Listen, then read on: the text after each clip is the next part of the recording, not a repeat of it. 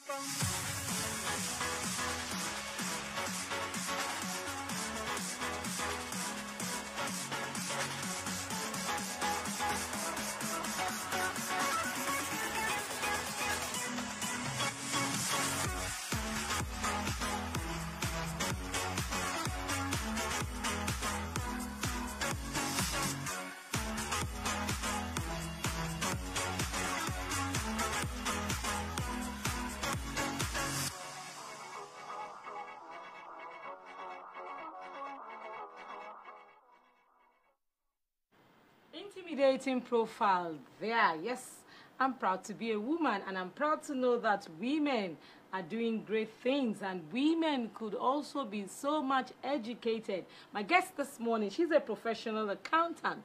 She's got vast experience in public and private sector with them, and she's somebody that has really mingled with the masses, providing succor for people where necessary. It will amaze you to also know that she owns a football club. Yes, there's a woman doing that. And naturally, she should be involved in politics. But then, we're talking about the future of Nigerian women in politics this morning. In the studio with me, I have Chief Mrs. Raliat Anako Abdulsalam. She's the Vice President of Involving Women in Politics. Good morning. Good morning, my sister. How are you this morning? I'm very well. Good to have you here. And I must say you're looking smashed. And I'm very excited, just like you too. Oh, welcome, welcome. Yes, women in politics. It's been all the noise about women, and women. Now, I realize that year in, year out, because this morning we will be focusing, we're celebrating International Women's Day, right? But we will be focusing mainly on our own environment. This is Nigeria, and Nigerian women, that's what we're talking about. Now, year in, year out, we are always talking about women participation in politics. Now we are definitely in another electioneering year.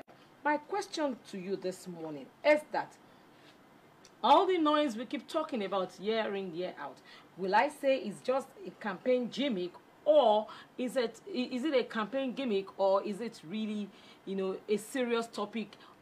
Or better put, is it achievable? That is what your question is very pregnant because I want you to deliver. It's very unfortunate that at this point in time in Nigeria, I mean, the legislators in the House of Assembly, we vote nil to all those bills that have been passed for women participation, affirmative action, as much as the indigenization of their spouse's state, as much as when a young girl marries and the husband can be a citizen. So when you listen to that and you see those kind of bills being formed, you see that we've been set back several years. Exactly. Because if you look at the world today, the stage is open for women participation. And in a community where women are supposed to be more than men, you would expect that the Nigerian legislators will look at the fact that we should be involved in also making the laws of our country. So it was very disappointing when those bills came out, because we have been agents of, trying to involve women in politics, in governance, and pushing women outside. You're outside there advocating, you know, having these talks with different women. And then you wake up one morning, these legislators that were put in place by the same women, they don't want to be part of the affirmative action and part of governance. And they sit down there and vote that. 2/3 majority of them are in the ruling party now. So why are we using one side of the mouth to discuss with women in the nation? But when you need the votes and everything, we are there, you know, pushing forward, advocating for you, talking about you to the masses, and trying to promote. We are loyal to the men. So now let me take it from where you said women, they have been set back since many years ago. We see that so many waters has gone under the bridge. Do you think that that can be remedied? Or It can. Do you think that it's just... It can. That's why we are taking the rounds to advocate, because bills that were being passed can be reversed. The National Assembly can go back and then reverse those bills. And I'm going to charge the legislators' wives and sisters and mothers. Maybe the next time they are going to sit to vote on those kind of bills, they should all be present in the House. Oh, wow. We're all allowed to be there when things are happening. A lot of people don't know that every citizen is allowed in the House to be part of whatever is happening in the country. So I think it is now that we should realize that if you are sitting down there to vote on a bill for a woman, you should look up and see your wife in the crowd, your sisters, your mothers, your friends that are women watching you to say no to bills that can help put the nation forward. So, and then we have to be proactive. I mean, I've seen all over now, marches everywhere, protests everywhere, and that's to show you that women are getting it now. People are aware, unlike before, when bills are passed, nobody knows. Exactly. Until you are in one trouble, that's when you realize, oh, this law was passed in 1999, on 2000 on this, you start looking at yourself. But now people are aware. Social media has made it very possible to advocate to women. And we don't want the next generation of women to be timid, because, of course, in our set, a lot of us are more timid than outspoken, because when you're outspoken, you are looked at the troublemaker, you know, and the aggressive one. It's just that you think that things should be done properly. If more than half of your population are women, according to the statistics that we have, even all over the world, why shouldn't we be part of the laws that promote the country? So let me ask you now, what do you think is really working against the Nigerian woman? Well, a lot of people say women are not to be trusted, women, they talk too much, women fight themselves, they don't promote themselves. But I actually hardly believe in all that, you know, because I believe that all women want is an opportunity to prove themselves. You understand what I'm saying? And I know the men take advantage of our makeup, our compassionate nature, our emotional nature, which is something that makes us maybe sometimes behave irrationally in making decisions. But I don't think at this stage and at this time there should be anything hindering us. If all people think, I put inverted commas, is our gossip, our jealousy, those are things we can easily overcome. It's not something that is it's written on a piece of paper. And if you give a woman a chance, all a woman wants to do in any position is to prove themselves that I can do this like a man, if not better. So I don't know what the fear is with our men. So for women, we just need to continue to educate ourselves right from the home. I will say that if you have daughters, you train them to be courageous, not to be timid, and to avoid talk that will not promote other women or promote others, in short. So those are the things that majorly. Because if you look at education, more women are educated than men. More women are more exposed. You see more women fighting to get a doctorate degree, even if they are sit-at-home wives. So I don't understand why there should be a disadvantage for women in any climb. Okay, you talked about, will I call it characteristics of women, or women being, women at times we gossip, we're quarrelsome, well, quote and unquote now. Now, these things seems to be the nature of the natural African woman or women in general. But can you now say that with all of this, do you think we can actually, take the position, the leadership position? Do you think with all of this, does that make us really ready? I'm surprised. Do you think we're ripe for that? Of course. Look at the banking industry. We have 5 CEOs that are women, and those banks have not failed, have they? You know? So I want us to erase the fact that we've not reached the path where we can prove ourselves well in leadership roles. Even if you look at the history of the world, let's take Europe for example.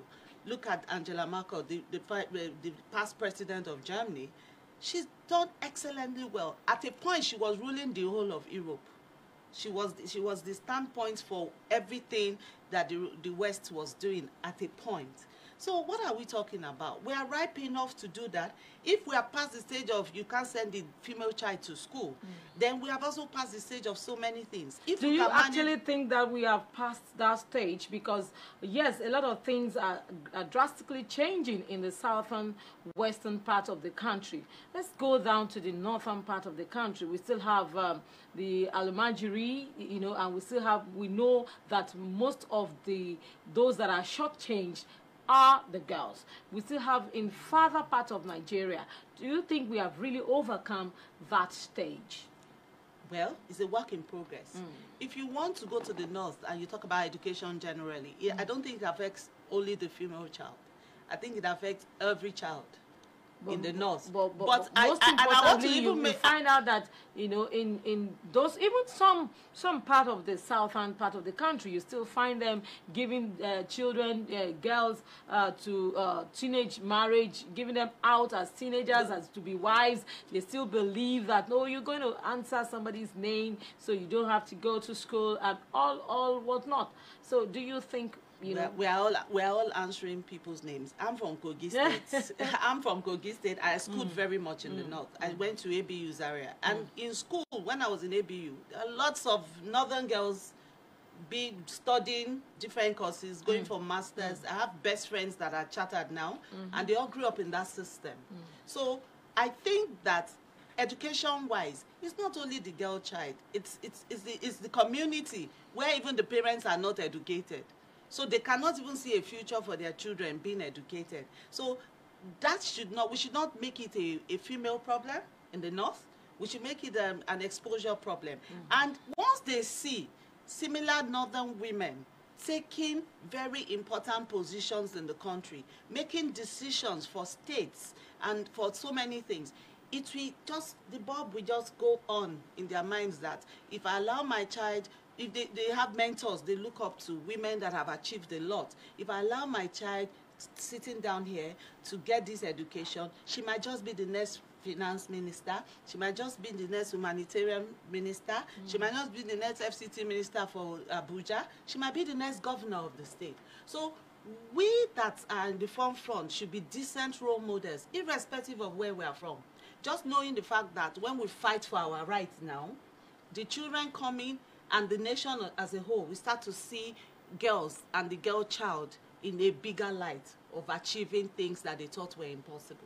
So how do you think that the average woman can be enlightened? And why I say so is that you realize that in most cases, when women come out to, you know, for leadership position, you find out that they, most often than not, they do not have women that will be there for them, to be their voices, to, you know, support them. So why, what do you think? Okay, and there's a lot of factors. Finance is one of the factors. And then the factor of that brotherhood in politics.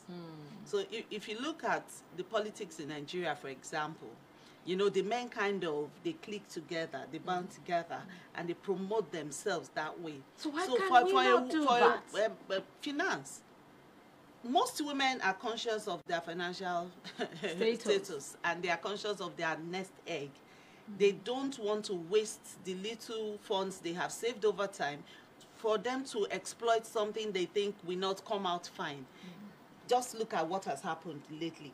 If those laws were signed in, 35% for women, affirmative action for women in political roles and all that, and 35% in the National Assembly and House of Assemblies, it will encourage women to come out. The financial thing now takes a sit back. If I want to run in my state now, I'm already seeing the hurdles that I'm going to pass through of these men who have formed a clique and a brotherhood, and they see you as an outsider. So I'm a risk now. For anybody to invest in me and say, okay, I'll push you forward, I'll do this for you, it becomes very complicated. They'll rather do the brotherhood thing that was in existence. So laws like this would have, by force or by not, encourage more women. So because they know there's a competition. There were committees that were formed to pass these bills. Definitely. Of those same legislators. Definitely. So they knew that these were the hiccups along the line for the few women that got to that seat. If we make a law, it opens the door. It doesn't mean that we will even get 35% of those women on that seat. Exactly. But what it does is open the doors and gives a woman more confidence that even if I spend my nest egg, if I want to go for a political position, I have a chance because of this bill, not because of the cliques that have already been formed politically. Okay, let me try and be the devil's advocate here. Yes, talking for the men now. We are asking for 35%, in governance, in the political seats. And if we are talking about equity, we're talking about equal right for the man and for the woman. And so to speak, the man goes to the poll just like the woman is going to the poll. So what are we talking about here? Look, women. I'm going to address this to the women. All right, I like that. Women, it's time we bond together. Exactly. Let's come together and support ourselves. I mean, my organization involving women in politics, it doesn't mean we're not going to support the men. But we're not going to be used as tools for the men. And when it's time to promote a woman, then we have a step back because we're not going to make money. I'm just trying to tell you, we're not going to make money, we won't get that exposure if we line up behind the woman. So women, please, I'm begging. I mean, these actions, we need to be careful the actions that we take now because it's going to affect our future generation. Exactly. So we need to do whatever we can to reverse some of these bills. We need to do whatever we can to continue to advocate to other women that it's time that women take. But you said equality, 35% is not 50%. So we're even trying to get 1/3 of whatever positions there are in Nigeria.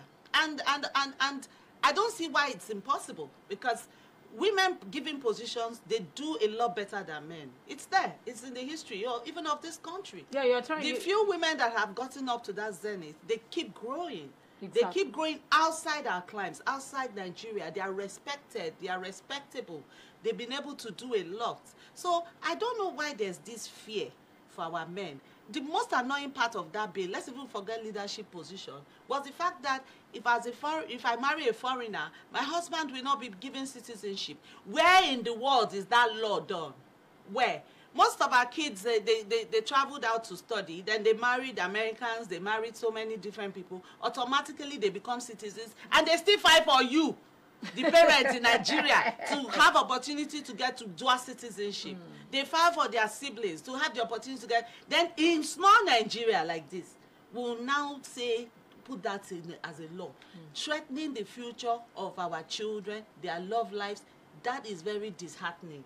As much as we're looking at politics, we need to look at the overall picture of what is happening. Yes. Are they trying to intimidate us women? So women need to get up. This is our time. I know that is a long walk, but if I have more of me, more of you, that gave an opportunity to have this talk, more of me that is ready to talk, that is ready to advocate, you can imagine what will happen. Yes, we know that is a long way to go. Like, let me use your words. It's a long work. But do you honestly think there is a future in all of this? Yes, there is. We keep getting at it. Maybe to get to a stage, we tell women that don't go and dance and beat drums for any male politician. I mean, don't vote for them. You understand what I'm saying?